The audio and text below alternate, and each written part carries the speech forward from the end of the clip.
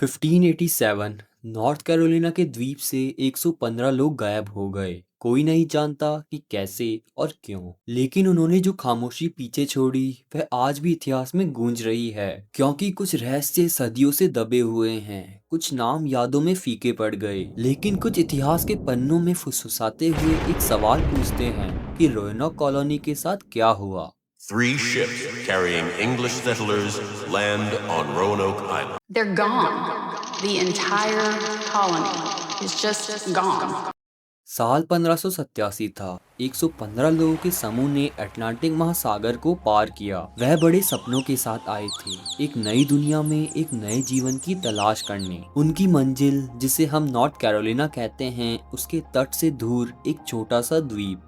उनका नेतृत्व John white नाम के व्यक्ति ने किया, जिसे कॉलोनी पर शासन करने के लिए चुना गया था। बसने वालों में उनकी बेटी एलेनोर डेयर भी थी, जिसने जल्द ही वर्जीनिया डेयर को जन्म दिया, जो अमेरिका में पैदा होने वाली पहली इंग्लिश गर्ल थी।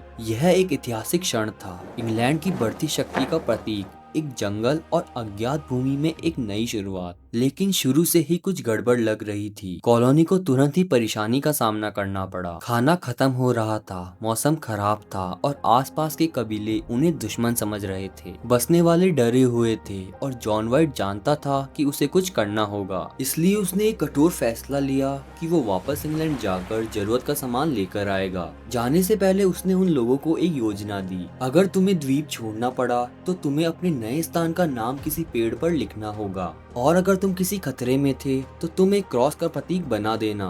जिसके बाद वाइट कुछ ही महीनों में वापस आने का वादा करके चला गया। जब वो इंग्लैंड पहुंचा तो उधर का माहौल तो कुछ और ही था। इंग्लैंड और स्पेन में युद्ध छिड़ गया था और रानी को स्पेनिश आर्मी से लड़ने के लिए हर जहाज की जरूरत थी, जिस कारण जॉन को इंतजार करना पड़ा। पर आखिरकार 1590 में जॉन उस द्वीप पर लौट आया। उसका दिल भारी था, लेकिन उसके अंदर अभी भी उम्मीद जल रही थी कि कॉलोनी सुरक्षित होगी और वह अपनी बेटी और पोती को देख पाएगा। लेकिन जैसे ही वो उधर पहुंचा, द्वीप शांत था। वहाँ कोई भी नहीं था। पूरी बस्ती खंडर बन गई थी। उधर लड़ाई के कोई निशान नहीं थे और ना ही कोई कब्र थी। जॉन वाइट और उसके साथियों ने बहुत समय तक खोज करी, लेकिन उन्हें कुछ भी नहीं मिला। पर तभी उनके साथी को एक पेड़ पर सियारो लिखा मिला और दूसरे पर क्रोएटॉन लिखा था। जॉन वाइट का मानना था कि वो क्रोएटॉन द्वीप पर चले गए होंगे, जहां एक जनजाति रहती थी। लेकिन तूफान के आ जाने से उनका जहाज कमजोर पड़ गया और उसके साथियों ने उसे आगे जाने से मना कर दिया। बस ऐसे ही जॉन को फिर से इंग्लैंड जाने के लिए मजबूर होना पड़ा, जिसके बाद वो कभी नहीं लौटा। उसे अपना परिवार कभी नहीं मिला और रोanoke आइलैंड के निवासी फिर कभी नहीं देखे गए। तो उनके साथ क्या हुआ?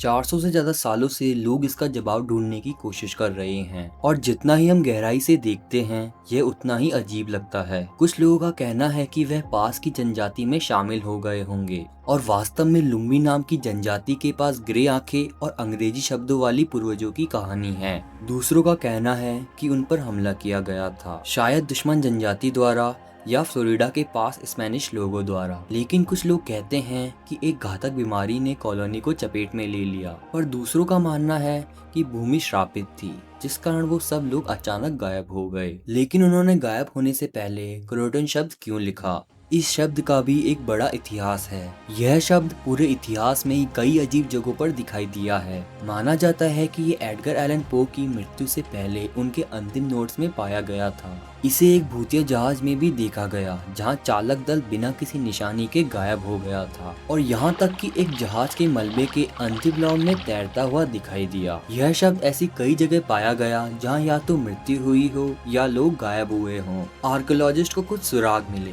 टूटे हुए औजार, पुरानी मिट्टी के बर्तन, लेकिन कोई ठोस सबूत नहीं।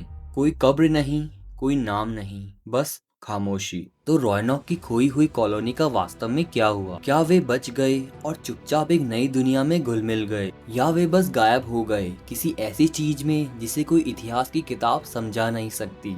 शायद पेड़ों को याद हो, शायद जमीन में अभी भी सच्चाई छुपी हो, लेकिन जब तक वह सच्चाई नहीं मिल जाती, तब तक रोanoke आइलैंड इतिहास की सबसे बड़ी मिस्ट्री बनी रहेगी। 115 लोग बिना किसी निशान के गायब हो गए, और पीछे रह गया तो सिर्फ एक शब्द, क्रोएटॉन। एंड तक वीडियो देखने के लिए थैंक यू सो मच। आपको वीडियो कैसी लगी कमेंट करके बताना। मिलते हैं अपनी नेक्स्ट वीडियो में, तब तक के लिए bye bye and have a nice day.